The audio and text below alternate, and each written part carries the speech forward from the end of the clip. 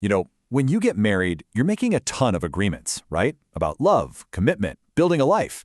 But what about all the rules you don't talk about? The ones that are already written into the law? Well, today, we're going to pull back the curtain on some of those hidden laws of marriage, specifically within Hindu law, and we're going to tackle a huge and surprisingly complex question. Who actually gets to decide where you call home? Okay, so to really get into this, we have to start with a key legal term. It's called consortium. Now, I know it sounds a little stuffy, a bit old-fashioned, but trust me, it's at the very heart of this whole discussion. The best way to think about it is like the legal bundle of rights and duties that just comes with marriage. It's the pre-installed software, you could say. And this bundle includes things like companionship, comfort, and what the law calls society, which is just a fancy way of saying the right to actually live together and share a life as a couple. Now, on paper, that sounds great, right? A perfectly mutual, shared bundle of rights.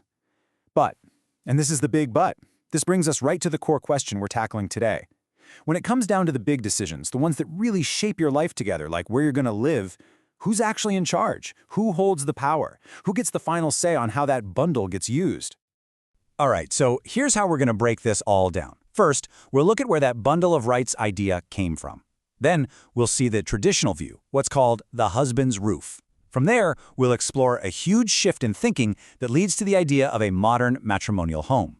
And we'll wrap up by looking at what protection within marriage actually means in a legal sense. Let's do it. Okay, Section 1. So where does this whole bundle of rights idea even come from? Well, the answer is kind of shocking. Today, we think of it as mutual, as a partnership, but its roots, they're planted deep in a feudal and, let's be honest, a very unequal concept of marriage. And just look at the language the law used back then. It's pretty telling. Early law actually described the husband as having a quasi-proprietary right over his wife. Let that sink in. Quasi-proprietary. That's a fancy way of saying something that's almost like an ownership right. So this wasn't just about her company. It legally included a right to her services. This wasn't a partnership of equals, not even close. It was a framework where the husband's rights were, by law, totally dominant. So you can probably see where this is going. This huge built-in imbalance of power leads us right back to our main question about the home. It's what shaped the entire traditional legal view on where a married couple was supposed to live. And wow, nothing illustrates this better than this quote from Mullah's Principles of Hindu Law, which is a really influential text.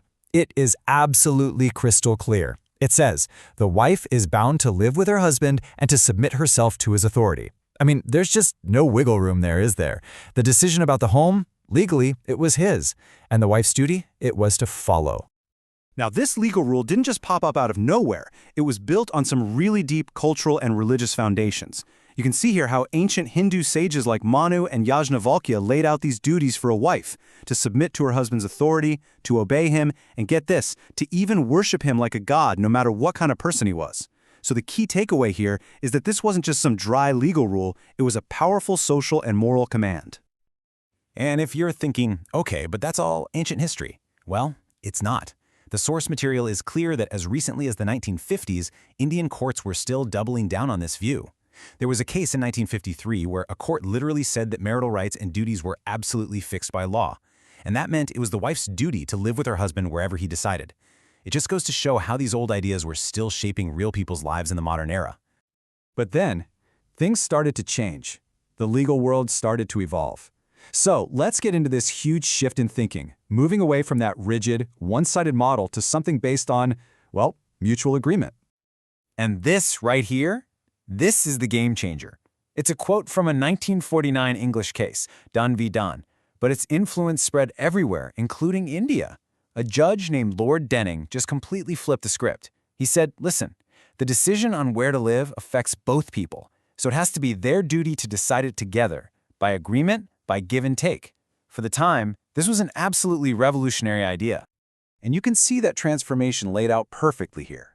The old rule on the left, the husband has the final say. The modern principle on the right, it's a joint decision. Lord Denning even said that neither person gets a casting vote to break a tie. This changed everything. Suddenly, the legal question wasn't about who had the authority to give an order, it was about who was being unreasonable. The person whose unreasonable behavior led to a separation, that's who the law would see as being at fault. Okay, so what does this new, modern approach actually look like in the real world? Let's dive into how it totally redefines the idea of a matrimonial home, especially now, when it's so common for both partners to have their own careers. What happened was, the law started to realize that cohabitation means so much more than just living at the same address. It's about the whole relationship, acting like a couple, sharing a life, being there for each other. It's more of a state of being than a state of residence. And this is where it gets super practical for modern life. The law started to get it. For a lot of couples, living under the same roof all the time just isn't realistic because of work. The source gives some great examples, like traveling agents, railway guards, or even doctors who work temporary jobs in different cities. The point is, they are still considered to be cohabiting. They're still a married couple, even if their jobs mean they have to live apart sometimes. This all sets up a really big conflict in modern India. Let's say a wife has a great job in a different city. If she refuses to quit that job and move to be with her husband, is that legally considered withdrawal from society? That's the technical term for desertion, basically leaving your spouse without a good reason. And the courts in India have been all over the place on this. Some judges have sided with the husband, falling back on that traditional duty, but others have taken the modern view, saying, hey, both partners can have careers and still have a strong marriage. All right, that brings us to our last section. Because what happens when that bundle of rights doesn't just lead to disagreements, but to actual harm?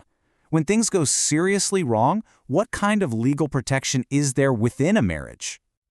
So this table shows a really interesting contrast in how the law handles this. The source points out that in English law, they created specific laws, actual statutes, like the Domestic Violence Act, to deal with this. These laws give courts the power to issue injunctions to stop abuse and even kick an abusive spouse out of the house. Now, in India, at the time the source material was written, the approach was different. Instead of having these specific matrimonial protection laws, they had to rely on more general rules found in things like the Indian Penal Code. So it's like using a general toolkit instead of a specialized one. So what a journey, right? We've gone from a feudal idea that was almost like ownership, all the way to a modern concept of a real partnership. But the law is almost always playing catch-up with society, so that leaves us with one big question to chew on.